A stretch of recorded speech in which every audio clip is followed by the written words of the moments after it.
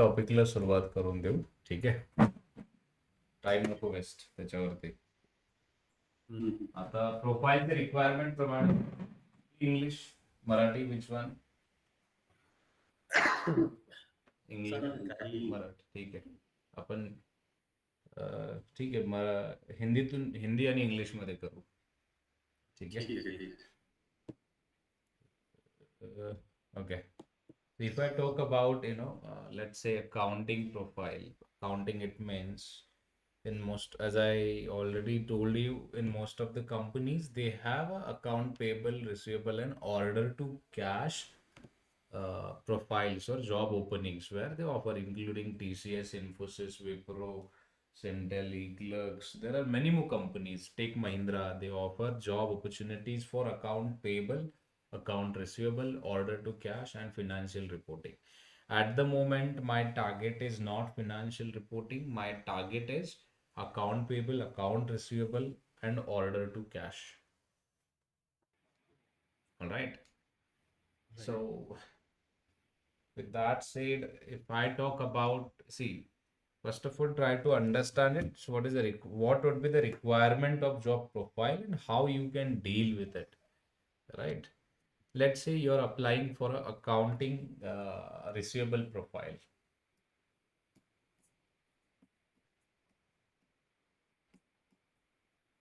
Accounting receivable. Accounting receivable is a part of accrual based accounting.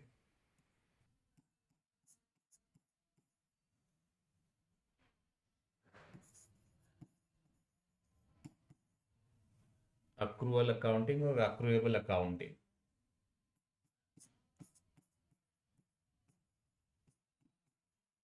There are two types of accounting. Okay, types of accounting. Note down each and everything. In types of accounting, there are two types. One is cash accounting and another one is accrual accounting. Cash and accrual accounting. Cash, it means net transaction. Net transaction. If you ask me, sir, can you please provide one example? Let's say tuition fees. You have paid my fees first and then you are applying or you're taking my class, right? So this becomes net. What if I, let's say, tell you so that you want to access XYZ service, not now, right? You want to, let's say you want to access my tuition classes. Let's assume it same example. You want to access my tuition classes, but you are saying like, sir, you means I'll pay fees after your all classes, not in between.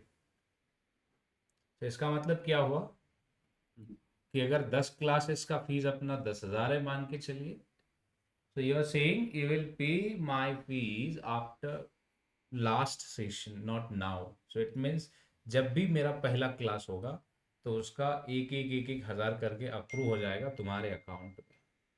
Approve का मतलब क्या है कि तुमको उसे पे करना पड़ेगा बिकॉज तुमने सर्विस ली है बट पैसा अभी तक नहीं दिया हुआ है. इसलिए क्या कहते हैं उसे अक्रूवल्स कहते हैं. अक्रूवल्स का मतलब ही है, अक्रूवल्स के अंदर दो चीजें आपको दिखेगी. One, that is a due. Two, pay. And due, receive from. All right, due to pay and due receive from. And finally, both due receive and due pay, that you can link with the net transaction. Why? क्योंकि आज वो due है, कल जाके उसी का पैसा आएगा. आज ड्यू टू पे है मतलब उसी को अपने को पैसा भविष्य में जाके देना पड़ेगा. एंड अक्रूवल बेस्ड अकाउंटिंग में अगर आप देखोगे तो इन सब की अकाउंटिंग अपने को करनी होती है. जैसे if I talk about, let's say कि अब सवाल ये आएगा कि सर बिजनेस में हम जितने भी रिसीवेबल से क्यों बना के रखते हैं. सी, It's a accounting requirement. And when we say accounting requirement, it means कि हमें ये देखना पड़ता है कि अपन जब भी accounting beginning of the year पे ना गवर्नमेंट को एक ड्राफ्ट जाता है, government in the sense regulatory bodies होते हैं, इनको एक ड्राफ्ट जाता है अपने साइड से। जैसे कि मैंने जीएमटी का एक ड्राफ्ट भेजा, उस ड्राफ्ट में I choose cash based accounting. अब सवाल ये होगा कि सर तुमने कैश बेस्ड अकाउंटिंग क्यों सेलेक्ट किया? क्योंकि क्या होता है ना, 100 अगर स्टूडेंट्स आते हैं ना मेरे पास, 100 में से 25 स्टूडेंट्स पैसा डुबा देते हैं।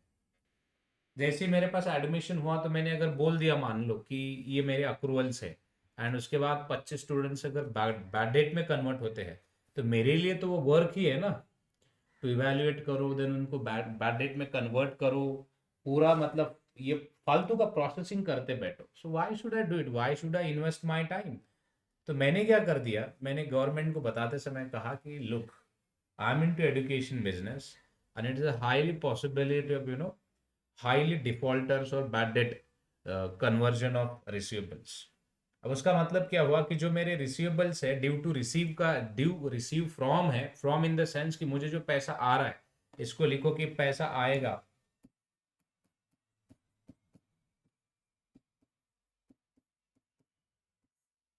ये जो पैसा आएगा मेरे पास, उस पैसे की बात हो रही है यहाँ पर। एंड जब पैसा आएगा तो समझ जाओ ड्यू रिसीव फ्रॉम जो है, अगर उसका पैसा मान लो कि आते आते अगर डूब गया पैसा, तो उससे रिस्क ज्यादा होती है एंड रिवर्क भी होता है। तो आपको हर बार उसका अप्रूवल लेके वो जो रिसीवेबल्स है उसको हमेशा आपको क्या करना होता है, कन्वर्ट करके रखना पड़ेगा बैड डेट में।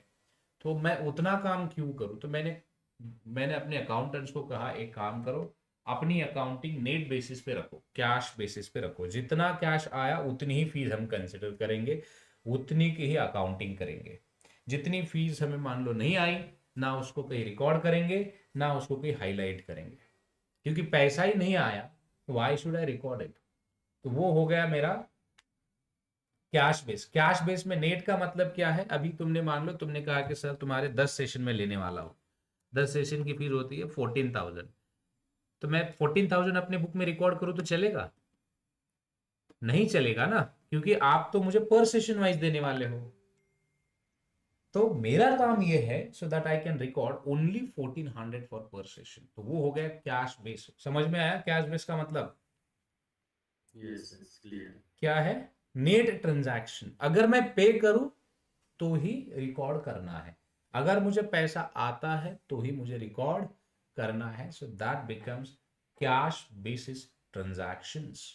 अब रही बात अक्रूवल बेसिस की, अक्रूवल बेसिस के लिए मैंने कहा कि दो सिनेरियोज बनते हैं। ड्यू टू पे मतलब पेबल, जिसको नॉर्मली आपने सुना होगा जहां पर भी आपने अकाउंटिंग में काम किया, वहां पे आपने ये वर्ड सुना होगा, अरे पेबल बना दो, अरे पेबल बना दो, पेबल बना दो, मतलब हमें काउंटर पार्टी को पैसे देने हैं।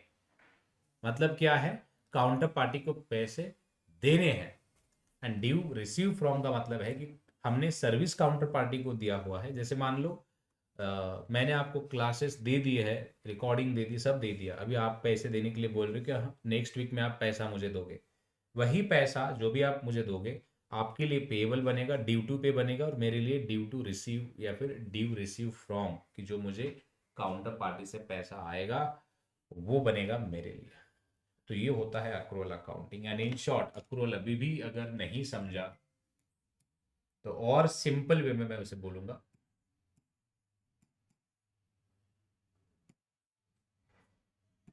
उधार व्यवहार, उसको भी आप अक्रूवल्स बोल सकते हो। तो उसको भी आप उधार व्यवहार को, चाहे उधार परचेस का हो, सेल्स का हो, पैसा आने का हो, पैसा जाने का हो, चाहे कुछ भी हो, अगर उधार पे है सो यू शुड रिकॉर्ड इट। जैसे होता है ना कि अगर आपकी दुकान है मान लो, या फिर आपका कोई बिजनेस है, आपने गुड्स आपके काउंटर पार्टी को यानी कि आपने कस्टमर को उधार पे बेच दिए 1 महीना 2 महीना के, उसने आपको एक चिट्ठी पे लिख के दिया कि वो आपको पैसे दे देगा। या फिर जैसे मान लो अभी क्लासेस की अब बात करते हैं, जो रिसेंटली ट्रांजैक्शन है उसी की बात करते हैं। आपने कहा कि सर तुम्हारा मेरे पास पैसे नहीं आएंगे नेक्स्ट 2 साल तक, या फिर 1 महीने तक, जो भी है वॉट एवर इट इज। अभी इसका ड्यूरेशन जो होता है 1 साल का ही होना चाहिए देखा जाए तो, बट कभी कभार लंबा खींचा तो हम उसे बैड डेट में कन्वर्ट कर देते हैं। तो आपने कहा कि चलो 2 महीने तक मेरे पास पैसे नहीं आएंगे, सैलरी जब आएगी तब मैं आपको पैसे दे देता हूँ, आप मुझे क्लासेस दे दो। मैंने कहा ठीक है 50,000 का क्लास ले लो, मुझे आप 2 महीने के बाद पैसे दे दो। ये ट्रांजैक्शन है। अभी ये ट्रांजैक्शन हुई है, ये व्यवहार हुआ है, लेकिन उस व्यवहार में पैसा कहाँ पे है, राइट? ऐसी ट्रांजैक्शन जो हुई है, गुड्स एंड सर्विसेज एक्सचेंज हुए हैं, बट पैसा बाद में दिया जाएगा या लिया जाएगा, उस ट्रांजैक्शंस को कहते हैं अक्रूवल। बात समझ में आई? In short, you are exchanging goods and services with immediate effect, but consideration of the trade will receive in future or pay or settle in future. That transaction you can call it as a accrual transaction. इसमें जैसे 2 segment अगर मैं बना दूं, एक होता है receivable,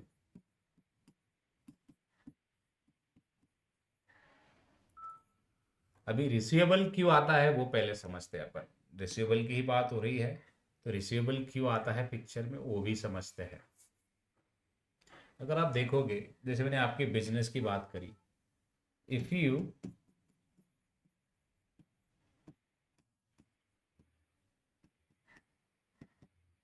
sell something on credit, अगर किसी बिजनेस में आपने हो और उस बिजनेस में आपने कुछ सेल किया हुआ है, अभी मेरा भी है, जैसे अभी एजुकेशन बिजनेस में भी अगर देखोगे कि 4 लाख के आसपास का फीस पेंडिंग है स्टूडेंट के पास, मैंने मटेरियल दे दिया, मैंने हर चीज़ दे दी, लेकिन एक भरोसे के साथ मैंने बोला ठीक है देंगे, कहाँ जाएंगे, पैसा ही सब कुछ नहीं है, राइट? तो वो मैंने एक अपना एंटरप्रेन्योर एक बिहेवियर होता है उनका कि भाई आप थोड़ा सा समाज के लिए उधार पे वगैरह दिया करो, वही सोशल रिस्पॉन्सिबिलिटी के तौर पर माना जाएगा, वैसे वैसे अप्रोचेस लेके आते हैं, तो हम दे देते हैं, उधार पे दे देते हैं। तो मैंने उधार पे दे दिया, अभी जितना भी मैंने उधार पे दे दिया उसको आप कैसे ट्रीट करोगे, so that becomes your, you have sold goods or services on credit to the customer with the commitment of payment of that service in future। तो उसका जो पेमेंट होगा, जो पेमेंट मुझे आएगा वो भविष्य में पेमेंट आएगा। लेकिन अगर आप देखोगे, मैंने जो सर्विस है, जो भी मैंने अभी कस्टमर को दिया हुआ है, services, goods and services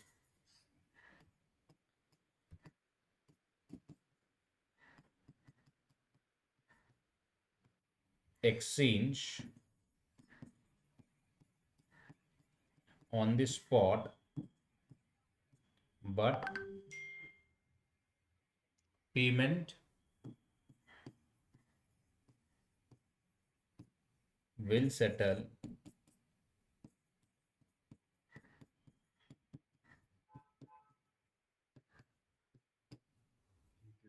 in future। ये जो मैं लिख के दे रहा हूँ ना, ये तुम्हें इंटरव्यू में सवाल पूछे जाएंगे, आ जाएंगे। सो इंटरव्यू के लिए ये पूरे जो पॉइंट्स है, so that you can note it down और जॉट डाउन समवेयर। और मैंने कहा कि पूरी एक बुक ही बना दो आपकी, सो उस तरह से आप पॉइंट्स पूरे लिख सकते हो, क्योंकि सवाल इसी के ऊपर पूछे जाएंगे। बहुत ज़्यादा एक्सटेंसिव लेवल पे एग्जाम्पल से सवाल पूछे जाएंगे, राइट? तो इसलिए आप वो लिख के रखो, एग्जाम्पल भी लिख के रखो। जो मैं क्लास का एग्जाम्पल दे रहा हूँ, आप आपके बिजनेस का दे सकते हो, जिस बिजनेस में आपने काम किया उस बिजनेस का दे सकते हो, क्योंकि वेंडर बहुत सारे, जब हम बोलते हैं ना कि हमारे बहुत सारे वेंडर हैं, तो इसका मतलब ये कि कंपनी वेंडर के साथ बिजनेस कर रही है।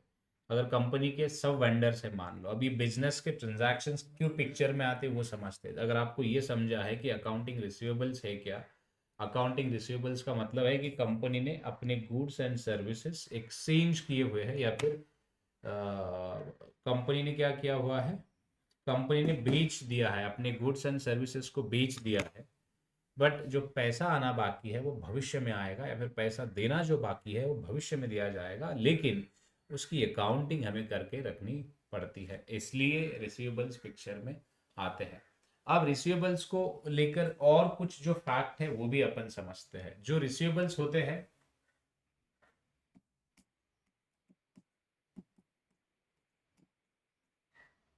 जो रिसीवेबल्स होते हैं ये करंट एसेट्स होते हैं,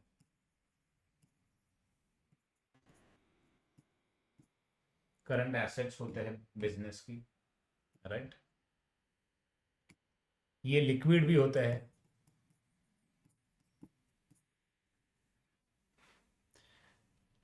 इसके अलावा जो रिसीवेबल्स है इसको लेकर के कंपनी क्या कर सकता है, क्या कर सकते, कंपनी क्या कर सकती है, कंपनी इसको लेकर के बिल ऑफ एक्सचेंज बना सकती है।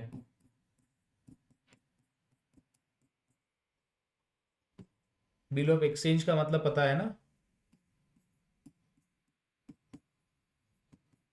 टू रेज शॉर्ट टर्म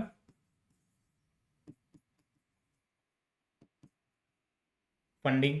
अब सवाल ये होगा कि सर ये तो पता है, अब ये करंट एसेट्स है तो कहां पे रिकॉर्ड होगा, balance sheet, asset side, right. Liquid है इसका मतलब क्या है, you can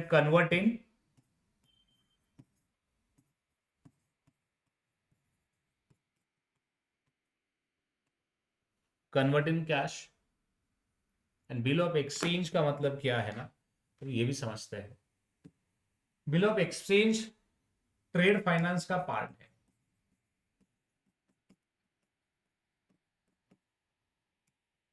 I don't want to go into this trade finance, क्योंकि डिप बहुत बड़ा टॉपिक है, एस्पेक्ट है, बट मैं इन शॉर्ट आपको बता दूंगा कि कैसे चीजें काम होती है ये इन सब की। आपकी कंपनी मान लो यहाँ पे है,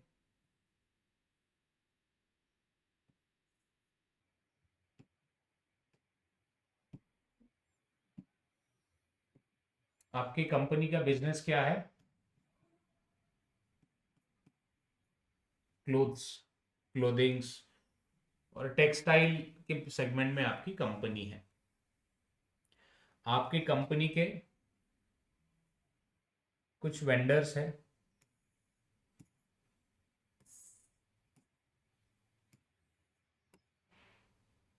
मान लो EBC लिमिटेड, XYZ लिमिटेड,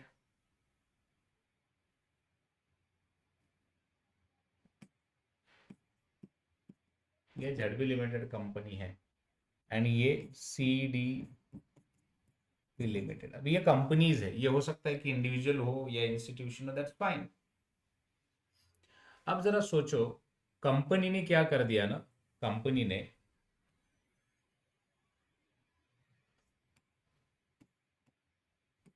इन सभी को गुड्स बेचे, राइट। गुड्स क्या बेचे, कंपनी ने क्या कर दिया, जो भी अपना क्लोथ्स है, क्लोथ्स कंपनी ने इनको बेचा 10 CR, इनको बेचा सेलॉन क्रेडिट, इनको बेचा 5 CR, इनको बेचा 20 CR। ये भाई साहब बोल रहे 60 डेज में देंगे, ये भाई साहब बोल रहे 90 डेज में देंगे, ये भाई साहब बोल रहे अगेन ऑलमोस्ट 180 डेज में देंगे। आप जरा सोचो टोटल तुम्हारा उधारी कितना हुआ, कितना हुआ, क्रेडिट सेल कितना हुआ, उधारी है ना, रिसीवेबल ही है कि नहीं है। इस कंपनी के कितने रिसीवेबल्स है बताओ राहुल। 3। हम्म, झड़बी लिमिटेड के कितने रिसीवेबल्स है, ये समझ में तो आ रही है नहीं आ रही है, यस यस समझ में आ रहा है। अनम्यूट करके जवाब दो, कितने कितने हैं, कितने हो सकते हैं इनके रिसीवेबल्स, झड़बी लिमिटेड के रिसीवेबल्स कितने हो सकते हैं, 3 3। 3 रिसीवेबल्स है, एक 10 CR का है, एक 5 CR का है, एक 20 CR का है। मान लो इसी कंपनी के, अब ये जो अगर कंपनी फाइनल प्रोडक्ट बना रही है, राइट, कंपनी अगर मान लो कि ये क्लोथ्स, इनको भी क्लोथ्स दिए, इनको भी क्लोथ्स दिए,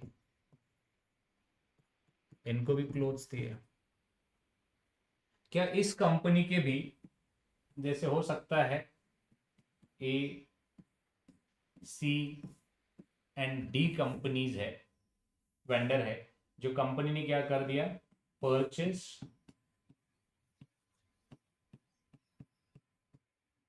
ऑन क्रेडिट, इस कंपनी ने ACD ये सब परचेस कर लिया है क्रेडिट पे। अभी ये कंपनी परचेस क्या करेगी क्रेडिट पे? Raw material. Right, raw material purchase किया हुआ है। मान लो, ऐसा मान के चलो, सेम 10 CR सेम अमाउंट का ही है, अजूम करके एक अजम्पशन अपन पकड़ते हैं, 10 CR का ही है, लेकिन इसका जो ड्यूरेशन है 30 डेज का है। राइट, ये वाला सी वाला है 6 CR का है मान लो, वो भी 30 डेज का है। डी वाला, डी कंपनी है, डी भी बोल रहा है कि ये कम से कम 45 डेज में जो भी है कितना पेमेंट हो सकता है, यहाँ पे मान लो 19 लाख का पेमेंट, 19 का पेमेंट है, ये सेटल डाउन होना चाहिए बोल रहा है। अब जरा सोचो, जब तुमने डीज का कैलकुलेशन किया, जो झड़बी लिमिटेड को अपने पेबल्स मैनेज करना है 30 डेज और max to max average within 45 days में, बट जो झड़बी लिमिटेड को सामने वाले काउंटर पार्टी से पैसा आएगा वो कितने समय में आएगा? एवरेज अगर ड्यूरेशन आप देखोगे तो 9 और वो कितना, 90 डेज, 90 या 120 डेज के आसपास का एवरेज निकलेगा। एवरेज कैसे निकालोगे? 60, 90, 180 प्लस प्लस कर दो, divided by 3, 60 plus 90 plus 180, 330 divided by 3, 1110, 1110, यानी कि ऑलमोस्ट, अगर if you divide this with 30, so 3.5 months ये पैसा वसूल होने के लिए 3 मंथ से भी ज्यादा समय लगने वाला है, 90 डेज से भी ज्यादा समय लगने वाला है। आप जरा सोचिए, प्रैक्टिकली आप सोचिए, एक तरह से आपको पैसा मिलने वाला है तो वो मिलेगा 90 डेज में, एंड आपको एक एक जगह से पैसा, मतलब एक एक काउंटर पार्टीज है या फिर आपके जितने भी काउंटर पार्टीज है, इनको पैसा देना है 45 डेज में, या फिर जो भी 40 डेज का ड्यूरेशन आपके पास। अब ये इक्वेशन आप कैसे सेट करोगे? आपके पास दो पॉसिबिलिटीज है। एक, आपका बैंक बैलेंस जो है वो अगर फुल है, मान लो आपके बैंक अकाउंट में 50-60 करोड़ पड़े हुए हैं, राइट, तो आप दे सकते हो, राइट, आपके काउंटर पार्टीज के जो भी पैसे आप मिटिगेट कर सकते हो, पैसा दे दोगे। व्हाट इफ कि ये जो पॉसिबिलिटी है, इनके बैंक अकाउंट में ओनली 20 lakhs बचे हुए हैं, अब कैसे होगा काम? इनके अकाउंट में बस ओनली 20 lakhs ही बचे हुए हैं, तो अब कैसे होगा काम, बताओ क्या ऑप्शन है अभी?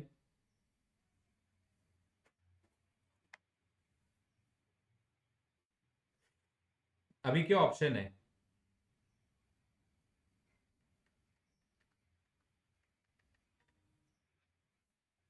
राहुल हो?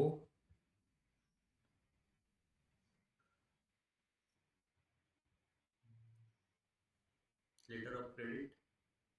Letter of credit. कौन सा लेटर?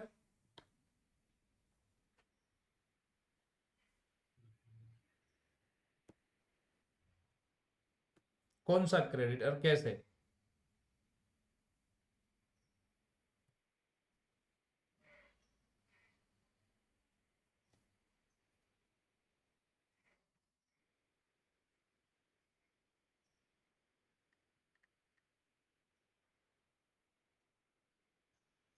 कम ऑन, लॉजिक लगाओ, try it.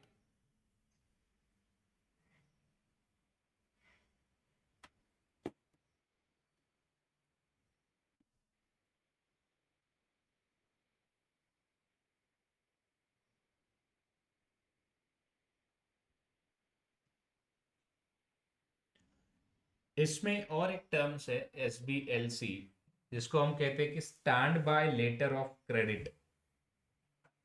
Stand by letter of credit का मतलब क्या है वो मैं नहीं जाऊंगा अभी, मैं अभी इतना ही कहूंगा कि क्योंकि वो बाउंस हो जाएगा पूरी चीजें। अब ये होता है ना कि जब ये भाई साहब झड़बी लिमिटेड कि जब इनको माल बेचते हैं, अपना गुड्स एंड सर्विसेज जब देते हैं, जो भी है गुड्स की एक इनवॉइस बनती है, राइट? Right. इनवॉइस बनती है। मान लो कि उस इनवॉइस की जो वैल्यू है, अब देखो यहाँ पर अलग अलग इनवॉइस बनते हैं, राइट? जैसे XYZ लिमिटेड की इनवॉइस बनेगी 5 CR की, राइट? इसी को आप कहते हो बिल ऑफ एक्सचेंज। तो यानी कि एक्सचेंज अभी होगा, बट अभी तो ये है बिल है। अब ये बिल लेके क्या करेगा ये भाई साहब? मान लो कि ऐसी कोई बैंक है, जैसे एक फेमस बैंक है जो मैं उसका नाम यहाँ पे लेना चाहूंगा। अगर इंडिया में आप बात करोगे तो HDFC, ये SBLC, और लेटर ऑफ क्रेडिट और ट्रेड फाइनेंस में बिजनेस करती है। एंड अगर मैं इंटरनेशनल लेवल की बात करूँ, जहाँ पर मुझे पता है कई सारे बैंक्स है, लेकिन उसमें से एक जो renounce name that I would like to give it here, which is DB, means Dutch bank. So Deutsche bank भी कहते हैं उसे, डॉच बैंक है।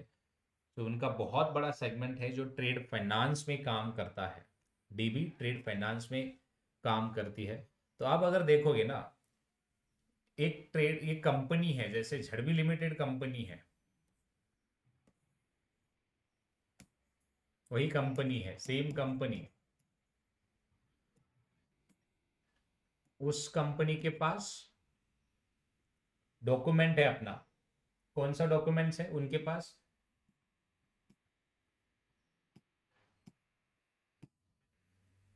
राइट, उनके पास ये बिल्स है पूरे अपने। जैसे मान लो ये 5 CR, क्या है, 10 CR, 20 CR, ये बिल्स है पूरे। बिल्स पड़े हैं, अलग अलग कंपनी से पड़े हुए हैं, आए हुए हैं। तो अब ये बिल्स यहाँ जो कंपनी के पास पड़े हैं, वो कंपनी क्या करेगी? उनकी कोई कंसर्न बैंक हो सकती है, जो कि बैंक इसी सेगमेंट में काम करती हो, अगर हम ऐसा अजम्पशन लगाए। बैंक जो मान लो HDFC बैंक है, ये HDFC के पास भाग के जाएंगे, ये वाले जाएंगे और कहेंगे कि सुनो, ये हमारे जो बिल्स है, ये हमने हमारे सेलर को बेचा हुआ, सॉरी बायर को बेचा हुआ पूरा कच्चा चिट्ठा है मान लो, और जिसकी वैल्यू करीब करीब 25 करोड़ की हो रही है, राइट?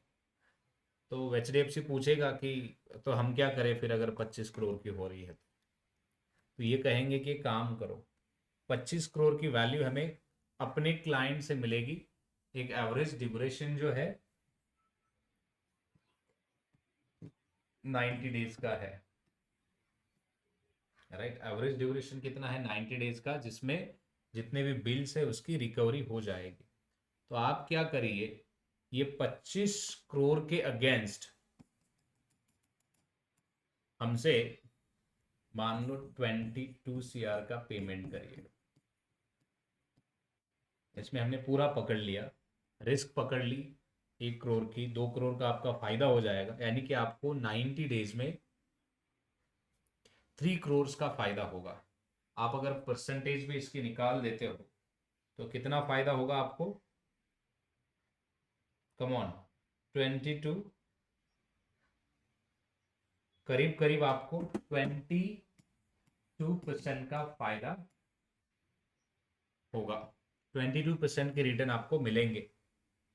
तो अभी तो HDFC बैंक बोलेगा ना कि हाँ यार, मतलब बहुत अच्छी बात है, मुझे अगर 90 डेज में 22% के रिटर्न्स आते हैं। रिस्क तो है। अब रिस्क क्या है? क्योंकि ये जो बिल्स है, ये बिल्स है, जो भी कंपनीज है, अलग अलग कंपनीज है। कौन कौन सी कंपनीज है? जैसे ABC XYZ and CDF। ABC, ABC, CDF and XYZ companies, इन तीनों कंपनीज ने मिला के जो बाय किया हुआ है झड़बी लिमिटेड से, वो पैसा पूरा 90 डेज में रिकवरी ये देंगे।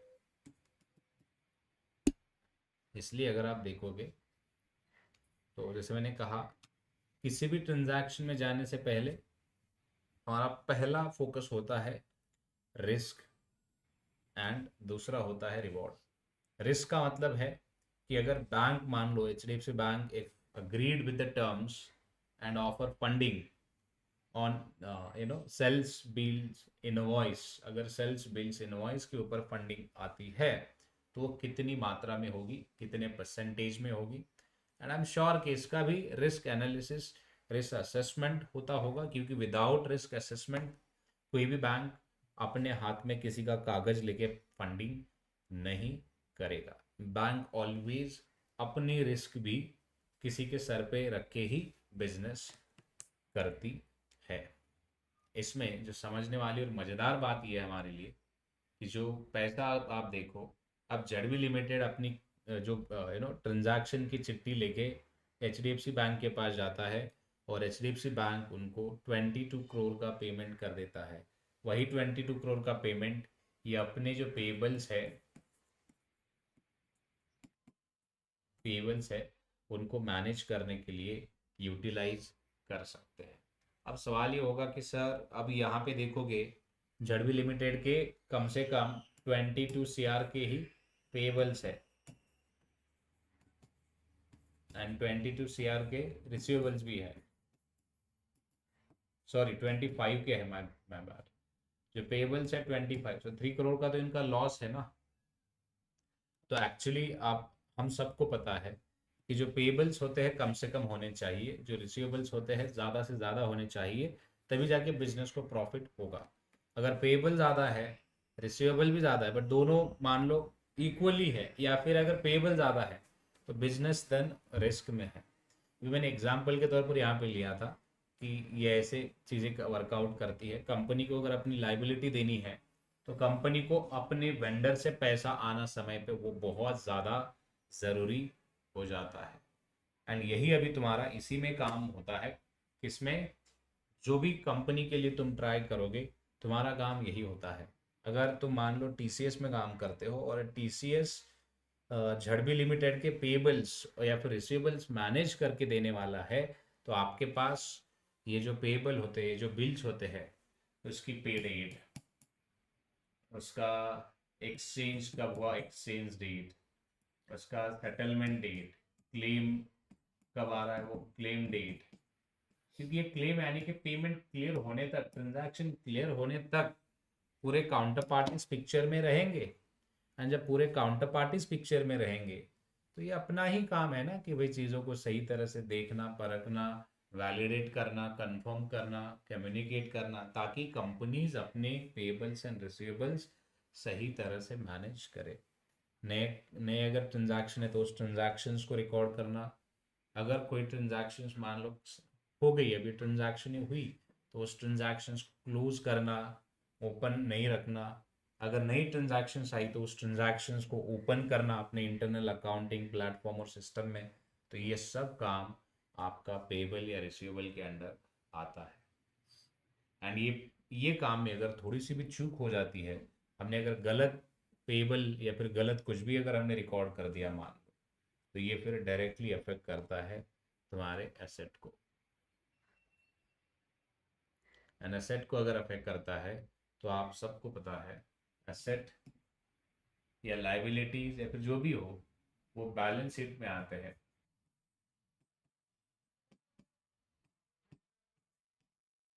अब बैलेंस शीट ही तुम्हारा क्या है, मिरर ऑफ द बिजनेस।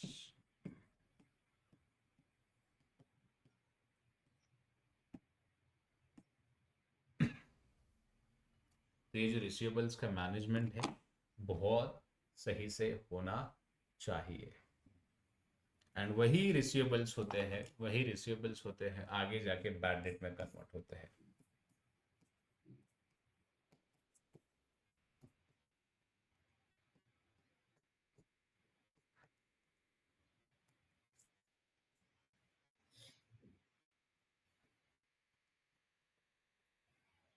वही रिसीवेबल्स है converted into bad debts if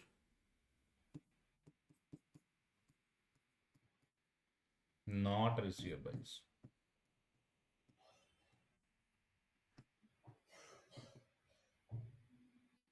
जैसे मान लो आपने मेरी फीस के लिए प्रॉमिस किया था 10 सेशन के बाद आप देंगे, मेरी फीस XYZ अमाउंट थी, लेकिन अभी आपने सर्विस ले ली, 2 महीने हो गए, 3 महीने हो गए, ऑलमोस्ट 1 साल होने आया, फिर भी आपका देने का नाम नहीं है, तो मैं उस पैसे की अकाउंटिंग कैसे करूँ फिर?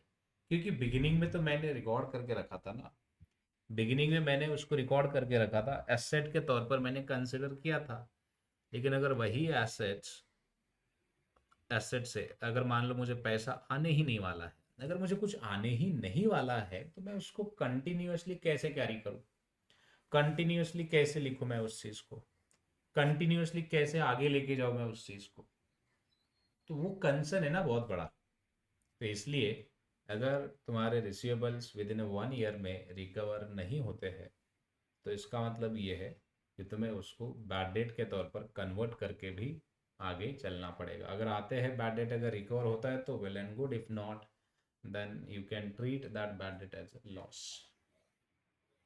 या फिर आप अगर कन्वर्टेड ही हुए हैं तो प्रोविजन फॉर बैड डेट कहो, प्रोविजन करके रखो उसकी कि ये बैड डेट होने वाले हैं, क्योंकि काउंटर पार्टी फ़ोन नहीं उठा रही है या फिर बता नहीं रही है, समझ में नहीं आ रहा है, so that you can convert into bad debts.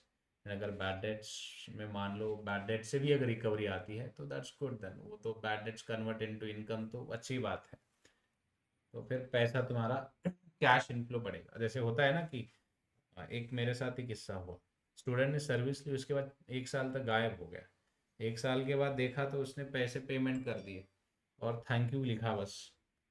तो 1 साल बाद, यानी कि मैं भूल गया था, 1-2 बार पूछा था, नहीं आया, मतलब ठीक है लीव इट, फिर वो पैसा आया मुझे 1 साल के बाद।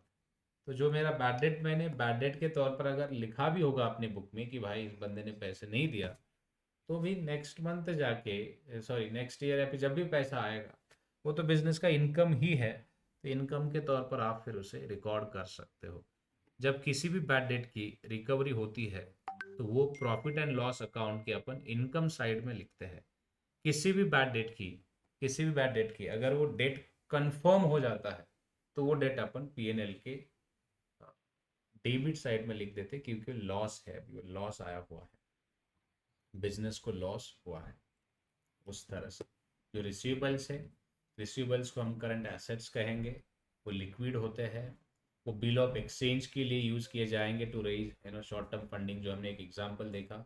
रिसीवेबल्स कन्वर्टेड भी करने पड़ते हैं into bad debts if not receivables, right, या फिर रिसीव नहीं होंगे भविष्य में जाके, अगर एक कॉन्फर्मेशन है तो उस रिसीवेबल्स को हमें फिर अपने बुक से निकालना भी पड़ेगा। अब इस पे क्या दिक्कत है बताओ? इस पे क्या क्वेश्चन है बताओ? नो क्लियर है। समझ में आ रही है चीज? ऐसा काम किया है तुमने कभी? क्योंकि इस कंपनी में तो ऐसी चीजें होगी जो काम करना है अभी आगे।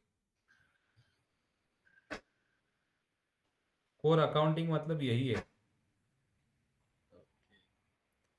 ये अकाउंटिंग तुमने करी है कहीं? नहीं, ये अकाउंटिंग तो नहीं किया हमने।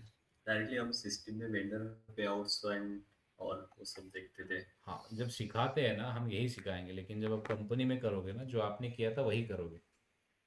क्योंकि ओके। जैसे टैली या फिर सैप या एप्लीकेशन में ये सब, ये बैकग्राउंड है उसका, राइट।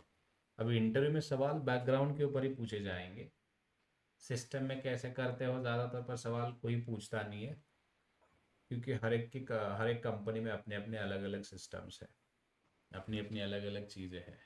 तो एक ही चीज़ बार बार, मतलब जैसे भाई इसको सिस्टम में कैसे दिखाए, system see system it is all about data entry work, data enter करना है, डेटा एंट्री वर्क है, करके मेंटेन करना है बस। मेंटेन करना है, वो कोई झंडे गाड़ने वाला काम है नहीं है। लेकिन उस डेटा का जो बैकग्राउंड है वो ये है, वो क्यों पिक्चर में आया, बिकॉज वो कंपनी कंपनी अपना व्यवहार क्रेडिट पे कर रही है, इसलिए पिक्चर में आया। कंपनी किसी को तो सेल कर रही है क्रेडिट पे, किसी को तो पे कर रही है क्रेडिट पे, या फिर किसी से ले रही है वो क्रेडिट पे, इसलिए जाके वो रिसीवेबल्स या पेएबल्स पिक्चर में है। ये सब we are talking about only receivables, but payables के लिए, पेबल्स को भी अगर समझना है तो बस सेम कंपनी का उदाहरण ले लो। वो बस अपना जो बिजनेस है उधार पे माल लेके आते हैं लोगों से, ताकि वो पैसा भविष्य में देंगे ये कमिटमेंट के साथ, एंड फिर रिटर्न भी करते हैं। इसका मतलब क्या हुआ, अगर कोई कंपनी रॉ मटेरियल या सर्विस अगर वो क्रेडिट पे खरीदते हैं किसी से, अगर वो क्रेडिट पे खरीदते हैं किसी से, तो वो क्या हुआ, पेबल हुआ। वो क्या हुआ, पेबल। पेबल हुआ। कंपनी पे करना चाहती है किसी भी गुड्स एंड सर्विसेज के पैसे को भविष्य में, एंड वही कंपनी कुछ अपने रिसीवेबल्स लेके आ रही है, या फिर कुछ अपने रिसीवेबल्स है, यानी कि कंपनी ने सेल किया हुआ है, वो पैसा कंपनी भविष्य में कंपनी के पास आएगा। तो कंपनी देखो, पेबल और रिसीवेबल का डिफरेंस एग्जैक्टली अपोजिट तरीके से होगा। हमने क्या क्या लिखा है रिसीवेबल्स के लिए वो देखते हैं। साइकिल भी सेम चलेगा, कुछ और अलग नहीं होगा, उसका सेम साइकिल होगा। फर्क क्या रहेगा, पेबल्स को हम करंट लाइबिलिटी मानेंगे, जो क्या बोलते हैं, पेबल्स जो होते हैं यहाँ पे हमने लिक्विड बोला है, so that you can convert into cash. But जो पेबल्स होते हैं तुम कैश में तो कन्वर्ट नहीं कर सकते, लेकिन तुम्हें पे करने पड़ेंगे। वो ऐसी लाइबिलिटी है, विद इन अ ईयर आपको उसे पे करना पड़ेगा। तो वो लाइबिलिटी यानी कि वेरी शॉर्ट टर्म लाइबिलिटी है, तो with in a short duration आपको पैसा देना पड़ेगा। जैसे बिल ऑफ एक्सचेंज के लिए to raise short term funding, आप अगर आपके पेबल्स है तो आप उसे फंडिंग रेज नहीं कर सकते, यानी कि आपको पैसा देना है तो आपको समय पे वो पैसा देना पड़ेगा, राइट। दूसरा है receivables converted into bad debts. इसका मतलब क्या है कि पेबल्स अगर आपने नहीं दिए तो इवेंचुअली आपका तो फायदा ही है। अगर आप इसकी तरह सोचो कि आप मतलब आप किसके पैसे देने वाले थे, लेकिन आपका मन किया कि वो पैसे डुबा दूँ, तो फायदा किसका है, आपका ही है, राइट। फायदा आपका ही है, आपकी लाइबिलिटी जो थी वो निकल जाएगी, तो आपका फायदा रहेगा। जैसे मान लो आपने क्लासेस के पैसे देने वाले थे, ऐसा आपने बोला, इसकी वजह से मैंने आपको सर्विस भी दे दी, सर्विस लेने के बाद आपने डिनाई कर दिया, बोला कि अब मुझे पैसे नहीं देने हैं, वो आपका फ़ायदा होगा, लेकिन मेरा नुकसान होगा। अकाउंटिंग का सिंपल सा रूल है, एक का फ़ायदा दूसरे का नुकसान, दूसरे का फ़ायदा पहले का नुकसान, ऐसे वाइस वर्सा। अगर किसी ने रिसीवेबल लिखा तो सामने वाला पेबल लिखेगा। अगर आपने मान लो, आप अगर आज मेरी ट्यूशन फी पेबल करके लिखोगे आपके बुक में, तो मैं रिसीवेबल करके अपने बुक में लिखूंगा। अगर आपने रिसीवेबल करके लिखा तो मैं पेबल करके लिखूंगा। उस तरह से अकाउंटिंग लॉजिक काम करता है। एंड ये जो रिसीवेबल्स है, रिसीवेबल्स बिजनेस को बहुत ज़्यादा सपोर्ट करते हैं, एंड बहुत ज़्यादा क्रिटिकल भी होते हैं। इंटरव्यू के पर्सपेक्टिव से रिसीवेबल्स के बारे में पूछा जाएगा, so you should define in a way. मैं हमेशा कहता हूँ कि एक एग्जाम्पल बनाओ। Let's say for example my company, ऐसे आप शुरू कर सकते हो। Receivable it means if company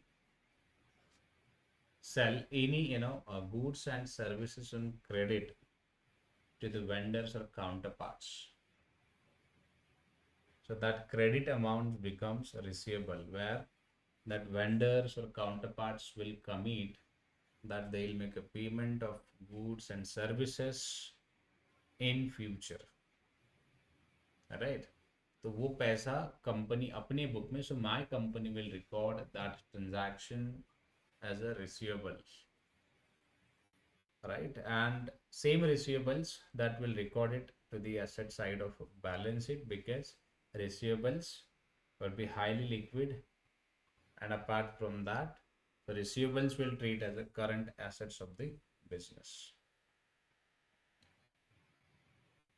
Additionally, receivables company can use as a bill of exchange instrument and raise short-term funding if company is in a need of funding or cash. तो ये होता है रिसीवेबल्स को बताने का और explain करने का तरीका। कर पाओगे ऐसे?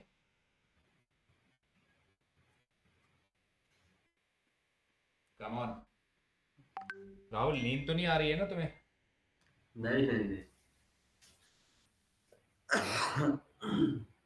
समझ में आ रहा है नहीं आ रहा है? नहीं तो मैं ये अपना वे समझ में आ बदल रहा है। दूंगा मैं, क्योंकि तुम्हारी ये आवाज में मुझे वो कॉन्फिडेंस नहीं दिख रहा है ना। नहीं, एक्चुअली ये काफी सारी टर्म्स जो है मेरे लिए न्यू है। हाँ। तो बोलो बोलो, कोई दिक्कत नहीं है। नहीं है तो मैं और वे ढूंढूंगा ना उसका। माई जॉब हम्म, इज कि भाई कैसे सिंप्लीफाई करो, राइट। इसलिए मैंने पहले इंग्लिश में इसलिए मैं नहीं बोलना चाहता था, उसकी वजह वही थी कि पूरे नए लगेगा। रिसीवेबल्स जैसे रिसीव एंड एबल्स, मतलब क्या होता है कि पैसा भविष्य में आने वाला है, पैसा सामने वाला आने कोई क्यों देगा? आप मुझे पैसा क्यों दोगे, बताओ मुझे। जब मैं कोई सर्विस सर्विस के अगेंस्ट जो पैसा आएगा वो अपना रिसीवेबल हो गया, राइट। हाँ, यानी कि आपने मान लो कुछ बेचा है, आपने कुछ बेचा है अभी। जैसे फॉर एग्जाम्पल, आपकी कौन सी कंपनी थी वो बताओ, उसी के ऊपर बात करेंगे। आपकी कौन क्लेवर सी? कैन। हाँ, उसका क्लेवर कैन। ठीक है, जो भी है, एबीसी मैं लेता हूँ। उस कंपनी का प्रोडक्ट क्या था? यूनिफॉर्म मैन्युफैक्चरिंग था उनका। क्या करते थे वो? क्लोथिंग। क्लोथिंग।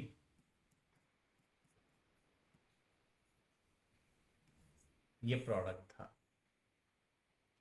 मान लो ये कंपनी का जो एक प्रोडक्ट है, हम क्वांटिटी में ले रहे हैं, बट क्लोथिंग कभी क्वांटिटी में होगा ही नहीं, तो किलो में वगैरह भी होता है बड़े बड़े लेवल पे, ठीक है, तो मैं क्वांटिटी ले रहा हूँ। एक क्वांटिटी की प्राइस है 100 रुपीज। अभी ये कंपनी ने इसको किया है सेल, ये है छड़वी कंपनी। ऐसी दूसरा एग्जांपल ले लो, छड़वी कंपनी, छड़वी प्राइवेट लिमिटेड है, ये प्राइवेट लिमिटेड है। आप अगर देखोगे सेलोन क्रेडिट में, इस भाई साहब ने क्या कहा कि आप हमको 1000 क्वांटिटी बेचो 100 रुपीज से। लेकिन ये कंपनी ने ये कहा जो भी पैसा बनेगा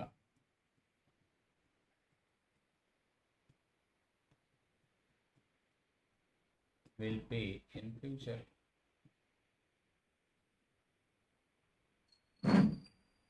अब इसमें क्या है, इसमें क्या है, लॉजिक क्या है? एबीसी कंपनी अपने गुड्स बेच रही है, किसको बेच रही है? झड़बी कंपनी को बेच रही है। कितने गुड्स बेच रही है? 1000 क्वांटिटी बेच रही है। प्राइस क्या है? 100 है। टोटल कितना पैसा हो जाएगा? 10 लाख, राइट। 10 लाख, राइट। अगर 10 लाख तुम्हारा पैसा हो जाएगा, तो आप जरा सोचिए, बी पॉजिटिव होके सोचिए कि वो कंपनी कह रही है कि वो पैसा, झड़बी कंपनी कह रही है कि वो पैसा रिटर्न करेंगे फ्यूचर में, भविष्य में। हो सकता है कि उनके बीच कोई कॉन्ट्रैक्ट हुआ हो, कॉन्ट्रैक्ट इन द सेंस कि वो पैसा 1 महीने बाद देंगे, 2 महीने बाद देंगे, या फिर 6 महीने बाद देंगे, तो ऐसा कॉन्ट्रैक्ट हुआ होगा। So it's assumption.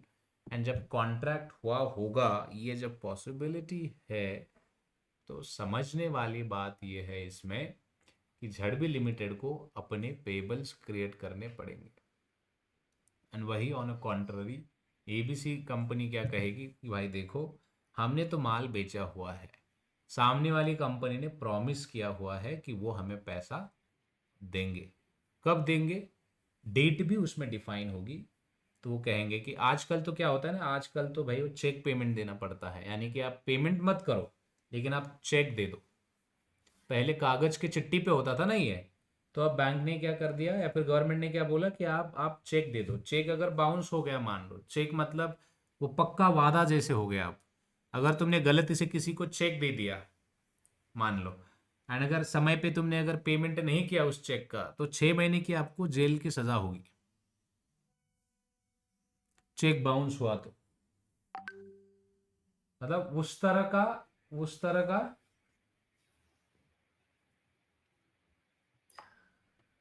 एक वायदा ये मार्केट बिजनेस में के आया लिए हुआ है। स्ट्रिक्ट कर दिया है ना।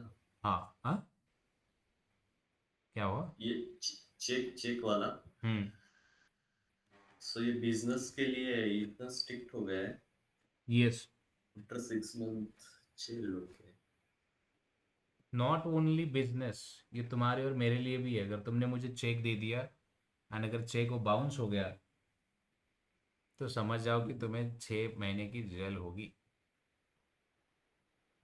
तो चेक बाउंस नहीं करना है, एंड इसलिए अभी चेक तुम्हारा मतलब रामबान क्या बोलते हैं उसे, पहले बहुत सारे लोग डिफॉल्ट होते थे, करते थे, चलता था, बोलेंगे कि यार चल रहा है चलने दो, उस तरह से काम चलता था, अब नहीं चलता। अब ऐसे काम नहीं चलता है, अब बहुत ही स्ट्रिक्ट हो गया है, एंड जब स्ट्रिक्ट हो गया है तो दिक्कतें बहुत ज़्यादा आती है। राइट। तो ये समझना भी ज़रूरी है कि अभी तो चेक पेमेंट, चेक यानी कि चेक दिया जाएगा वायदे के तौर पर। तो इसका मतलब ये है कि ज़रा समझिए, ये 1 लाख रुपए का चेक जो है,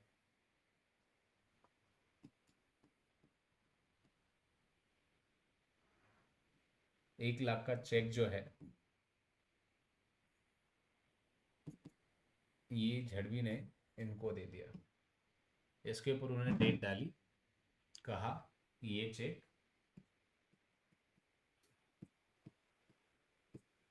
13 अक्टूबर को क्लियर होगा। एक ऐसा चेक है तुम्हारे पास जिसकी डेट 30 दिन बाद की है, बट अगर मैं ये कहूँ कि एबीसी लिमिटेड को अभी पैसे की जरूरत है, ABC is in need of money, ABC company पैसे की जरूरत में है। तो एबीसी कंपनी के पास एक चेक पड़ा हुआ है जिसकी मतलब क्लियरेंस डेट है 30 अक्टूबर, एंड उनको पैसे की जरूरत है। तो वो अभी अपने पैसे की जरूरत कैसे पूरी करेंगे बताओ?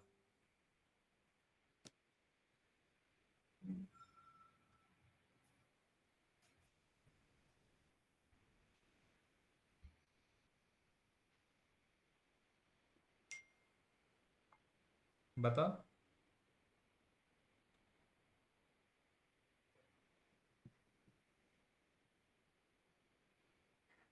ये मुझे लगता है तुम्हें समझ में ही नहीं आ रही ये चीजें क्या चल रही है, कंफ्यूजन हो रहा है कुछ?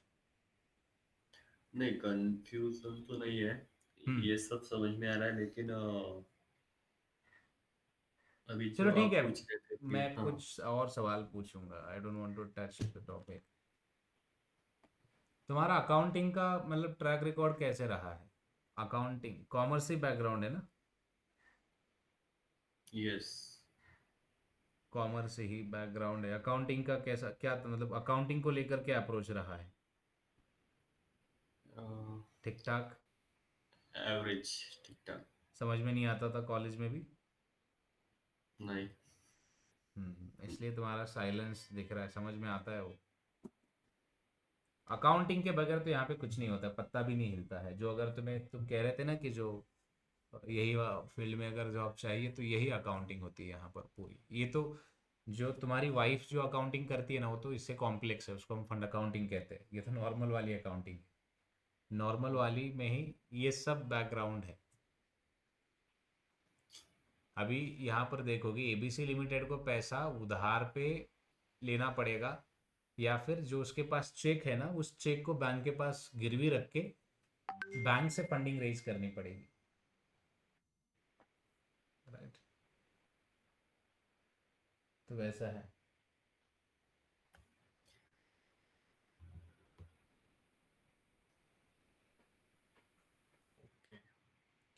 तो वो है, तो सिंपल सा फंडा है कि अगर आप देखोगे इसमें, तो लॉजिक ये होता है कि अगर किसी के पास भी अगर चेक है, मतलब वो ऑब्लिगेशंस है।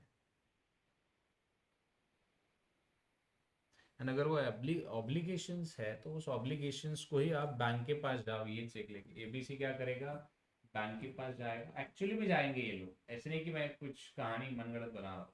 ये बैंक के पास जाएंगे और बैंक क्या करेगा, अपने पास जिस चेक की वैल्यू कितनी है, 10 लाख है, तो बैंक क्या करेगा, 10 लाख का फंडिंग आपको दे देगा। जब बैंक आपको 10 लाख का फंडिंग दे देगा तो मतलब क्या है उस चीज़ का, कम ऑन, मतलब क्या है उस चीज़ का, कि बैंक बिल ऑफ एक्सचेंज कर रहा है, यानी बैंक का सबसे बड़ा बिजनेस है।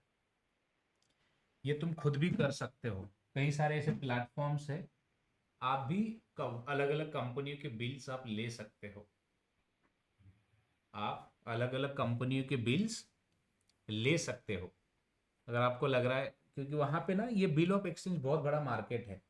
इसमें क्या होता है ना कि जो जितने भी उनके व्यवहार हुए हैं ना, उस व्यवहार की रिसीट डाल दी जाती है। जैसे अभी मान लो मेरे पास ये डेटा है कि स्टूडेंट्स मुझे 5 लाख पे करने वाले हैं एंड इसके रिसीट है मेरे पास,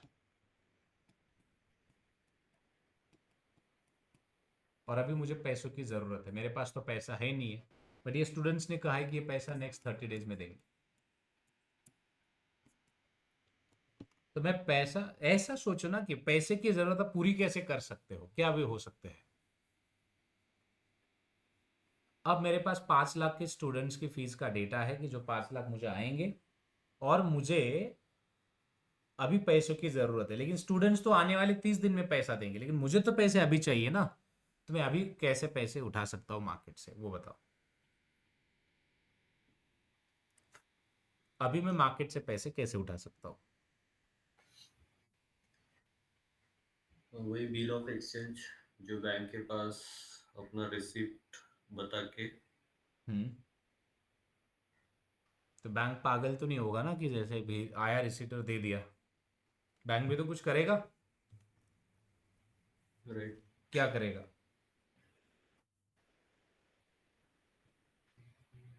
बैंक क्या कर सकता है, जैसे पॉसिबिलिटी बताओ एटलीस्ट। तुम जब अपना दिमाग ही नहीं चलाओगे ना, मेरे पास तो दुनियादारी बहुत है बताने के लिए, तो जब तुम अपने दिमाग पे जोर नहीं डालोगे तो वो मतलब समझ में ही नहीं आएगा कभी कि क्या बोल रहा हूँ। मैं तो बोल के निकल जाऊंगा, मेरा तो ये काम है, बोलना और निकल जाना, बताना निकल जाना, लेकिन ऐसे कुछ चीजें मतलब चेंज नहीं होगा स्टोरी। तो मैं चाहता हूँ कि बैंक क्रॉस वेरीफाई करेगा रिसिप्ट। क्रॉस वेरीफाई भी हो गया, मान लो सब अच्छा है, तो बैंक दे देगा आपको पैसा, दे देना तो चाहिए, है ना, दे देना चाहिए कि नहीं देना चाहिए। चाहिए चाहिए। लेकिन बैंक का क्या फायदा है, बैंक ये नहीं पूछेगा कि भाई सुन तेरे को 1 लाख रुपए में 30 दिन के लिए दूं तो मेरा क्या फायदा है, बैंक नहीं पूछेगा। आप बैंक हो, आपके पास में एक चेक लेके आ रहा हूँ, हम्म। 1 लाख का चेक, और मैंने कहा कि भाई सुनो मेरा काउंटर पार्टी मुझे 1 महीने बाद इतने पैसे देने वाला है, तो तब तक मुझे आप ये चेक रख लो और कुछ पैसे दे दो। तो क्या बैंक, यस वही, बट 30 डेज के लिए अगर बैंक उनका कुछ जो इंटरेस्ट चार्ज है, वो अगर चार्ज करता है तो।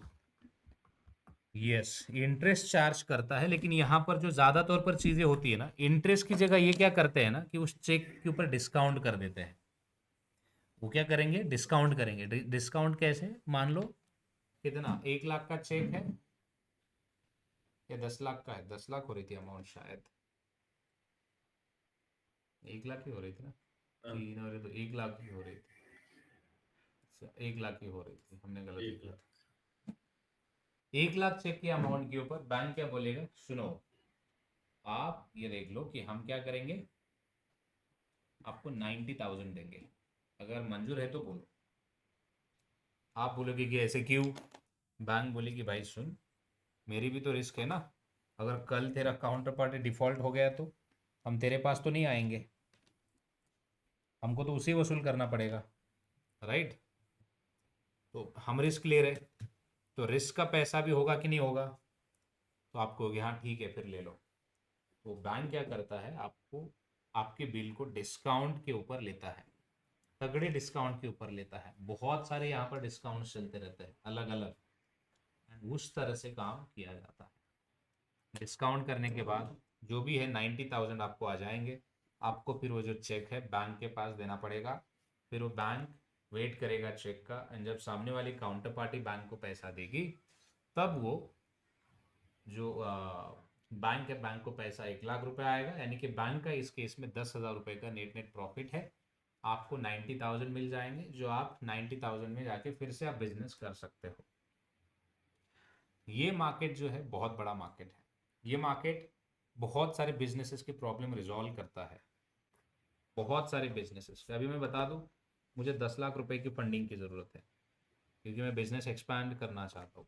और मैंने सामने वाले काउंटर पार्टी को ये दिखाया कि भाई देख, मेरा 5 लाख रुपए का तो स्टूडेंट से अब भी आना बाकी है, तो मुझे 10 लाख रुपए दे दे।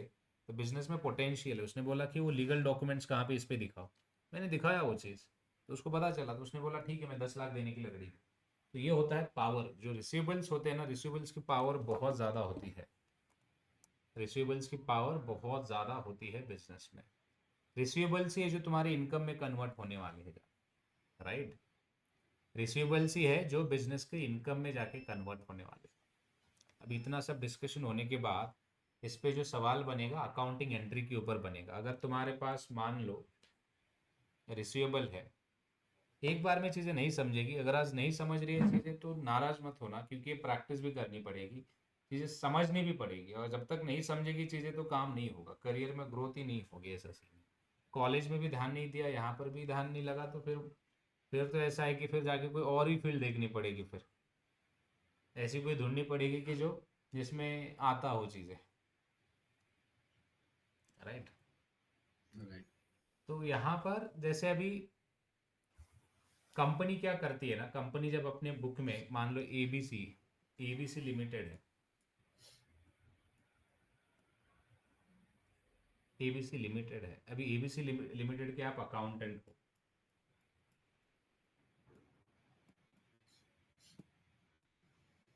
आपने कंपनी, आपकी जो कंपनी, उसने क्या कर दिया है, एबीसी लिमिटेड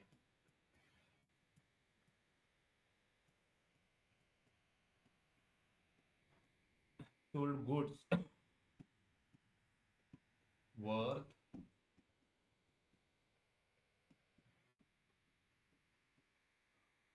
₹1 lakh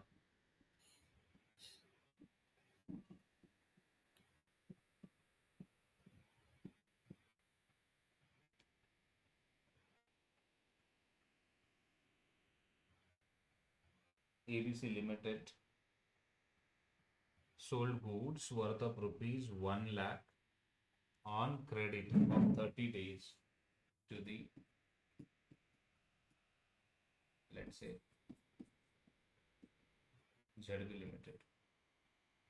अब ये व्यवहार हुआ है, ये अगर व्यवहार हुआ है तो इसका अकाउंटिंग कैसे होगा?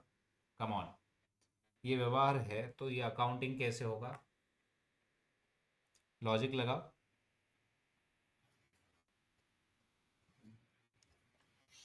अकाउंटिंग एंट्रीज इसके पहले कभी करे आपने? कॉलेज में आते थे अकाउंटिंग एंट्रीज, यस, कॉलेज में आते थे। गोल्डन रूल्स याद है कुछ? जो मैंने वीडियो भेजा था, वो वीडियो आपने देखा? हाँ, देखा था। उसमें गोल्डन रूल्स ऑफ अकाउंट कैसे काम करती है वो समझा? नहीं समझा होगा। अगर वो आपने देखा, वो बेसिक वीडियो था, बहुत बेसिक था, ठीक है। अगर आप देखोगे तो यहाँ पे अकाउंटेंट एक अज्यूम करता है सिचुएशन कि जब गुड सोल्ड होता है तो उसको भी अपने को रिकॉर्ड करना पड़ता है।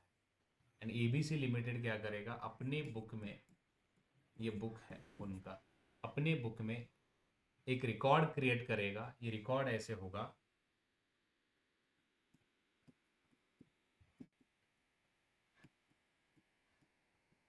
Receivable account debit, sale of goods account credit. जितने जितने का भी गुड्स है उतने का वो रिकॉर्ड करेगा।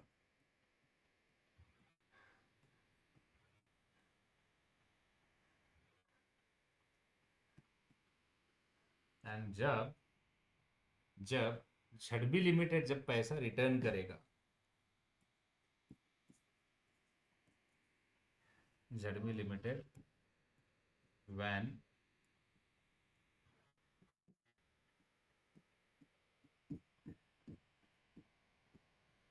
मेक अ पेमेंट, जब झड़बी लिमिटेड जब पेमेंट अपना देगा तो अकाउंटिंग एंट्री होगी अगेन किसके बुक में, एबीसी कैश अकाउंट डेबिट यदि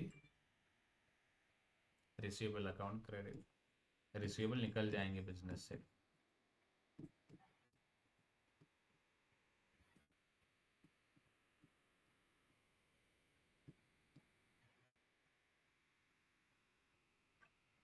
से बस, तो ये अकाउंटिंग एंट्री आपको इंटरव्यू में भी पूछी जा सकती है।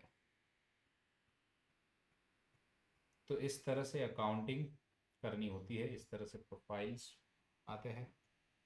अब ये ब्रीफ करो कि आपको क्या समझा है। मुझे पता है कि हम ज़्यादा चीज़ आपको नहीं समझी क्योंकि नई नई वर्डिंग लग रही है, हर चीज़ नई नई लग रही है, लेकिन मैं चाहता हूँ कि आज जो हमने अकाउंटिंग का डिस्कशन किया है ना, ये प्रोफाइल में आपके होगा, ये आपके मतलब ये इस पे सवाल आपको पूछे जाएंगे। ये बहुत कुछ है, बट मैं स्पीड से जाऊँ तो वही है कि डर की मतलब कुछ समझेगा ही नहीं, तो स्पीड से भी जाऊँ तो कैसे जाऊँ। तो ये एक ही कॉन्सेप्ट है रिसीवेबल। रिसीवेबल को हमने एक कितना ऑलमोस्ट अभी 1 आवर्स मतलब सवा घंटा हो गया तो हम डिस्कस कर रहे हैं, एक टर्म को अपन डिस्कस कर रहे हैं लास्ट 60-70 मिनट से। जरा आप सोचिए फिर कैसे ये चीज़ें काम करती है। ऑलराइट, क्या समझा है जो अपन ने डिस्कस किया हुआ है, उसमें से आपको क्या समझा है?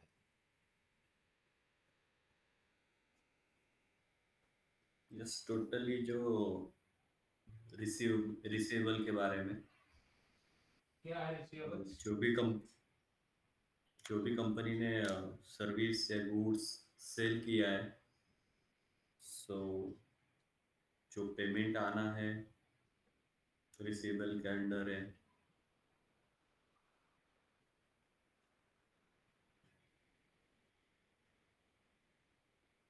करंट एसेट का मतलब क्या है?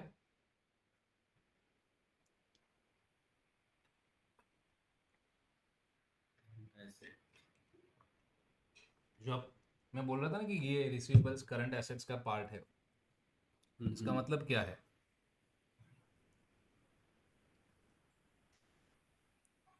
अगर ऐसी कोई भी चीज़, ये बात याद रहे, ऐसी कोई भी चीज़ अगर आपने बेची है और उसका पैसा अगर आपको भविष्य में आना है तो वो करंट एसेट ही है।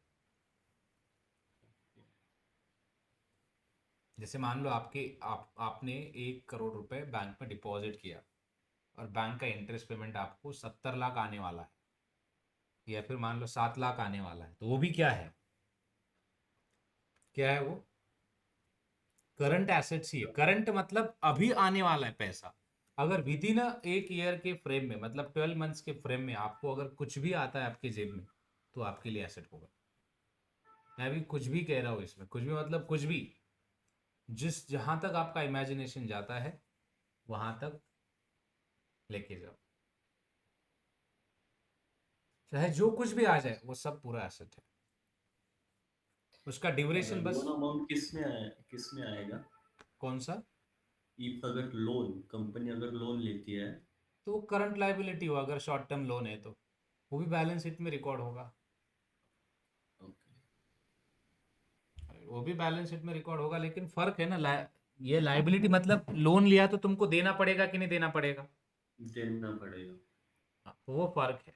अगर लाइबिलिटी है तो तुम्हें देना पड़ेगा, एसेट है तो तुम्हारे पास आएगा। अब ये लाइबिलिटी, जैसे तुमने अगर कुछ परचेस किया हुआ है उधार पे, तो वो क्या है? एसेट है। नहीं। क्या है फिर? लाइबिलिटीज। लाइबिलिटी। तो वो लोन की तरह ही है। तो बिजनेस को पैसा देना है, आज नहीं तो कल देना है। आपने मान लो आईफोन खरीदा 1 लाख रुपए का, अगर आपने आईफोन खरीदा 1 लाख रुपए का, तो आपको पैसे देने हैं कि नहीं देने हैं? देना है। Exactly exactly. कैसे दोगे आप?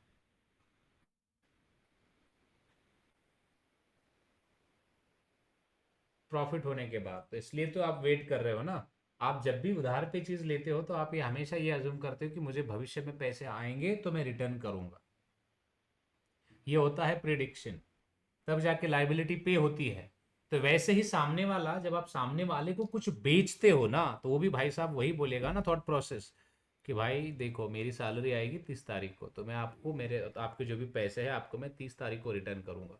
तो वो 30 तारीख तक जो आपके पैसे है ना बेटा, ये याद रहे कि यहाँ जो बिजनेस चलता है ना, बिजनेस की साइकिल ही आपको समझ में नहीं आती है। बिजनेस जब भी चलता है तो उधार पे चलता है, कभी नगद पे चलता है। अभी मैं भी बिजनेस करता हूँ, ये 30 डेज का ड्यूरेशन है। हम सबको पता है कि पहले वीक में ही जो सैलरी आती है वो खत्म होती है।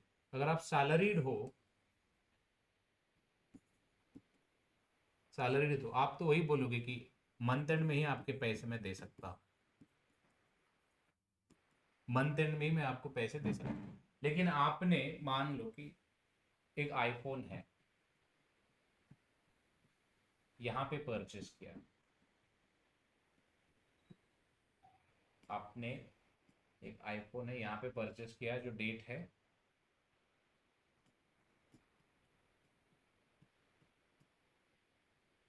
लेकिन आप बोल रहे हो कि इसका जो पैसा है कितना, ये ये पैसा यहाँ पे करोगे, पे ऑन।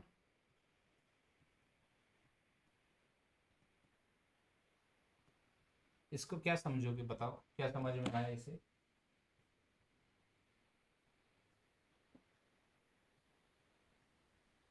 सो ये क्रेडिट पे हो गया। क्रेडिट पे हो गया। हाँ। तो इसको क्या कहेंगे हम? पेबल। पे, राइट। राइट। एबल का मतलब होता है करेंगे।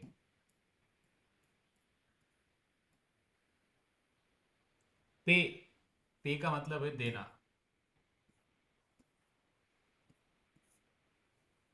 हम कब देंगे? देंगे मतलब क्या, भविष्य की बात हो रही है कि नहीं हो रही? करेंगे का मतलब क्या होता है?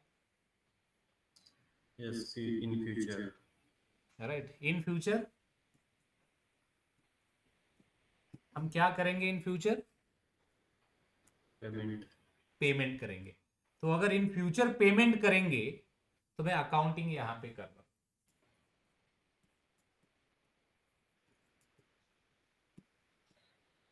मान लो अकाउंटिंग डेट है आज, मैं अकाउंटिंग, ये मान लो कल अपनी अकाउंटिंग डेट। तो एज अकाउंटेंट इस चीज को आप कैसे रिकॉर्ड करोगे? अकाउंटिंग डेट आपकी 5 है, आप इस ट्रांजैक्शंस को आपके बुक में कैसे रिकॉर्ड करोगे? आपने यहाँ पे परचेस किया हुआ है, परचेस किया हुआ है, एज अ अकाउंटेंट आप इस ट्रांजैक्शंस को आपके बुक में आप कैसे दिखाओगे?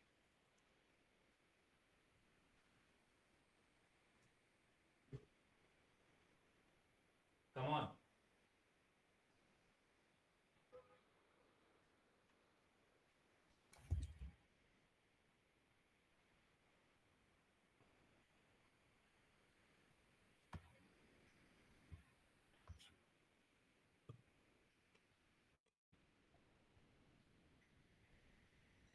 कैसे दिखाओगे?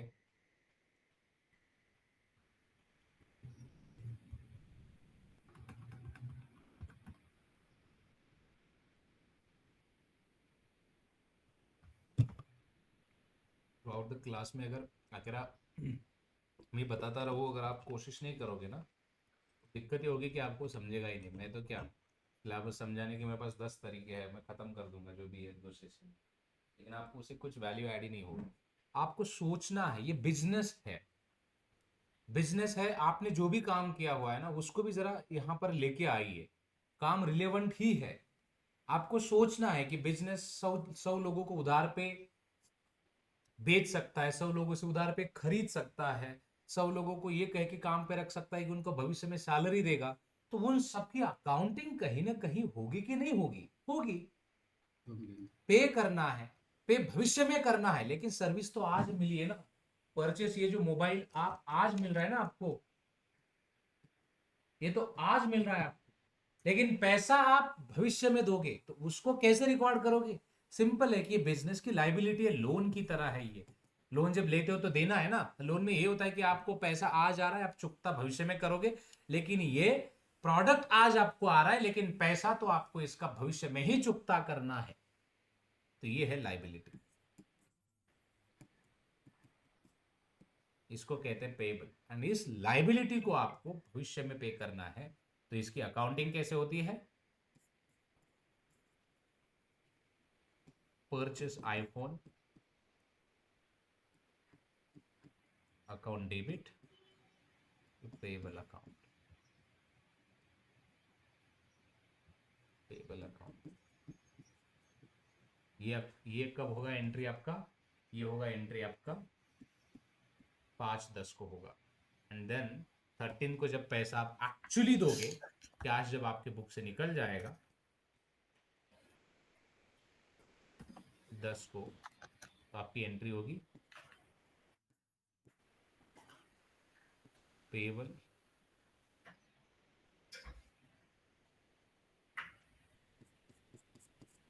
Account debit,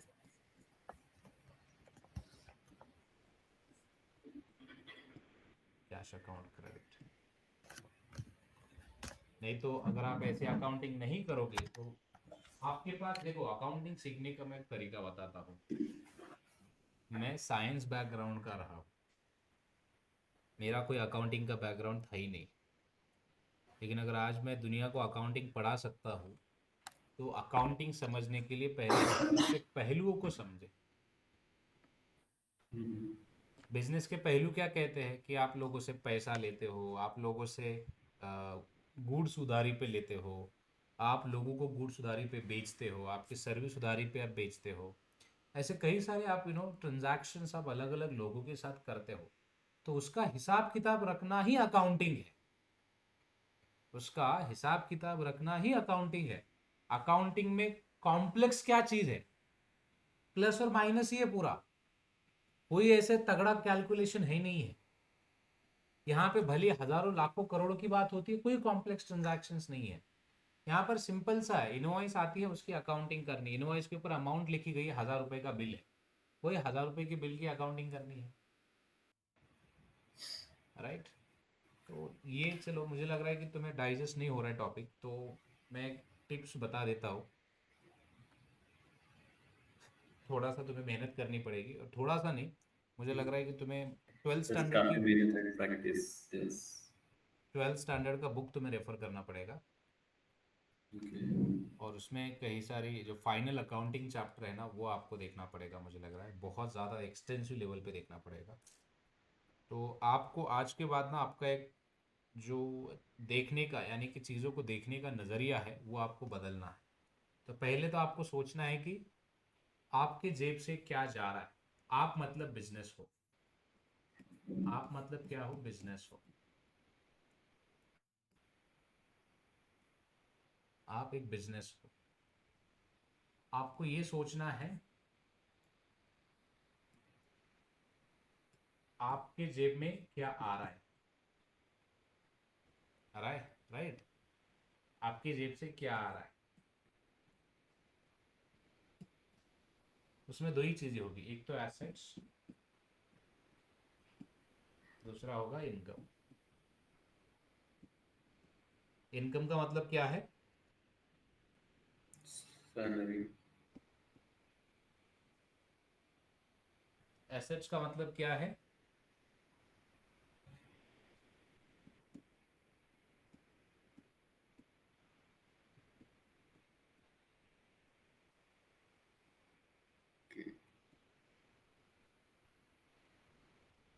right. अगर ये आता है ना, अकाउंटिंग का रूल क्या कहता है कि अगर आपकी संपत्ति है तो आपको डेबिट साइड में लिखना होता है, राइट। अगर आपका इनकम है तो यहाँ पे क्या बोलता है? क्रेडिट साइड को लिखना होता है। ये रूल ही है, ये मैं अपने मन की बात नहीं बोल रहा हूँ, ये रूल है। अगर आपको डिविडेंड आता है, आपको सैलरी आती है, जैसे सैलरी रिसीट, सैलरी आती है तो क्या हो रहा है, कैश अकाउंट डेबिट। नाउ आपका क्वेश्चन होगा कि सर कैश अकाउंट डेबिट क्यों? क्योंकि कैश एसेट है। कैश क्या है? एसेट्स है। एसेट्स को कहां पे लिखना है? Debit side. डेबिट साइड लिखा मैंने। सैलरी क्या है? इनकम है। इनकम। क्रेडिट साइड लिखा, कितनी आई है, मान लो 10,000 आई है। सी दिस, यही रूल मैंने फॉलो किया, कुछ नहीं बाकी। अभी इन सैलरी की जगह कुछ और हो सकता है, आपके दोस्त ने आपको पैसे पे किए, आपको मान लो डिविडेंड आया, आपको इंटरेस्ट पेमेंट आया, आपको मान लो प्रॉफिट हुआ, राइट। बहुत कुछ हो सकता है। संपत्ति में हो सकता है कि आपने आईफोन खरीदा, कंपनी के तौर पर देखा जाए तो कंपनी ने गुड्स खरीदे, कंपनी ने मान लो फर्नीचर खरीदा, कंपनी ने मान लो कोई सर्विस खरीदी, गोल्ड खरीदा, कुछ भी हो सकता है ना, आपने शेयर्स खरीदे, तो आपकी वो संपत्ति है। वही लॉजिक आपको बिजनेस में भी लगाना है। अगर बिजनेस के जेब में कुछ आ रहा है तो वो डेबिट होगा। बिजनेस के जेब से जेब में अगर मान लो कि जैसे इनकम के तौर पर अगर कुछ आ रहा है तो वो क्रेडिट होगा। दूसरा है गोज आउट। गोज आउट में क्या है?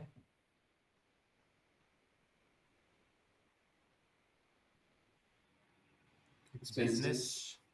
बिजनेस की लाइबिलिटी है। जैसे मान लो आप सोचो, आपको पैसे देने हैं, राइट। संपत्ति और ये देना है, या फिर देन, देन भी कहो उसे। देन यानी कि लोन, जो देना होता है ना, वो देना पड़ेगा। उसमें क्या क्या आएगा, जैसे लोन देना है, उधारी देनी है, क्रेडिट देना है, क्रेडिट ऑन जो परचेस है वो देना है, वो देना है। तो वो क्या होगा, बिजनेस से बाहर जाएगा ना, तो वो हम क्रेडिट साइड में लिखते हैं। देना हम कहाँ पे लिखते हैं? क्रेडिट साइड में लिखते हैं। उदाहरण के तौर पर, सर कहाँ पे उदाहरण है क्या? है ना उदाहरण, ये कहाँ पे लिखा है हमने? क्रेडिट साइड में लिखा है कि नहीं लिखा है? क्रेडिट। यस। लिखा है ना। हाँ।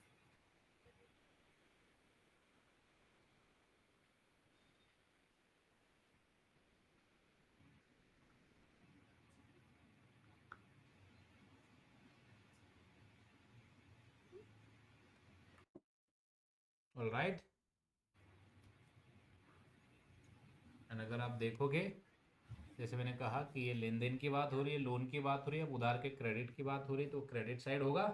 एंड दूसरा यहाँ पर है एक्सपेंसेस, वो भी है बिजनेस से बाहर जाते हैं। इसका मतलब क्या है कि बाहर क्या जा रहा है,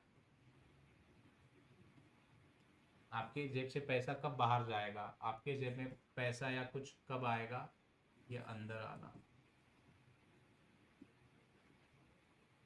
ये अंदर आना, ये बाहर जाना। इसको एक्सपेंसेस जितने भी होते हैं या लॉसेस होते हैं, ये हमेशा हम डेबिट साइड लिखते हैं। डेबिट साइड लिखते हैं। अगर आप देखोगे सिंपली, अगर मैं एक एग्जांपल दे दूं, आपने ट्यूशन फीस पेड कर दी, tuition fees account debit to cash account, cash बाहर जाएगा, क्रेडिट, जो बाहर जा रहा है वो क्रेडिट होगा, राइट। एक्सपेंसेस है तो वो डेबिट होगा। मान लो तुमने इतना पैसा दे दिया, see this, as it is मैंने ये रूल फॉलो किया, यहाँ पे आया देखा ये रूल क्या है, डेबिट करना है क्योंकि ट्यूशन फीस एक्सपेंसेस है, तो मैंने उसको डेबिट लिख दिया। ये है खर्चा, जितना भी खर्चा होता है वो डेबिट साइड होता है।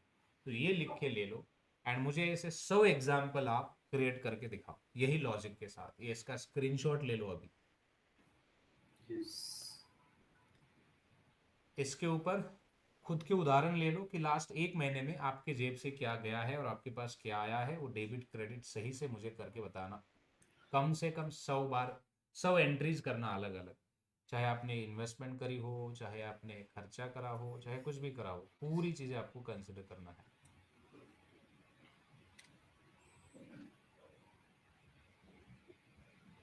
इसलिए लिया। हाँ, तो यही आपकी असाइनमेंट है।